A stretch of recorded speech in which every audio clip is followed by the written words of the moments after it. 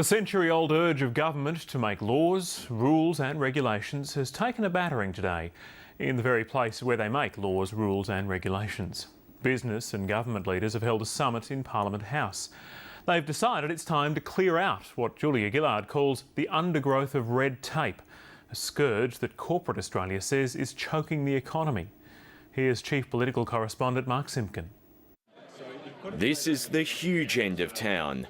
The companies represent $900 billion in shareholder value. It's the first time in 112 years that we've had this opportunity. After waiting so many years, they met for just 3 hours, working through a long wish list and more corporate jargon than you can point a key performance indicator at. Best practice approaches to risk-based regulation. Robust regulatory impact assessments. Free interchange of issues around matters of mutual interest. Less regulation or risk-based regulation rather than regulation for regulation's sake, both in existing regulations and new regulations.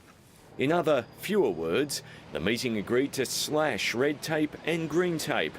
Environmental approvals will be simplified and fast-tracked. Anything that harmonises and tries to streamline things in what are tortuous processes is a good thing for us. Today, governments have heard the voice of Australian businesses. Tomorrow, in Coag, we will take action. Hundreds of environmental subsidies and tariffs are also in the firing line, considered redundant under a carbon tax. This is a tour de force by the largely foreign-owned resource extraction corporations who are coming to town to get rid of the environmental laws, to emasculate them. Look at that. That's the carbon tax, ladies and gentlemen. Particularly, I say to Queenslanders, that's how much regulation this Prime Minister and this government have brought in. They seem to measure their progress by how much regulation, how much red tape, how much bureaucracy they bring in. Big business likes the idea of a budget surplus, but some CEOs are worried about exactly how the government will achieve one. An international financial house is even warning that deep cuts could tip Australia into recession. No sign of that from the latest job numbers.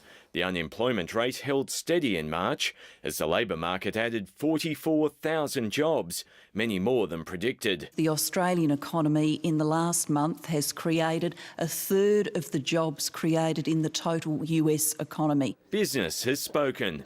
Tomorrow, the political leaders will do all the talking. Mark Simpkin, ABC News, Canberra.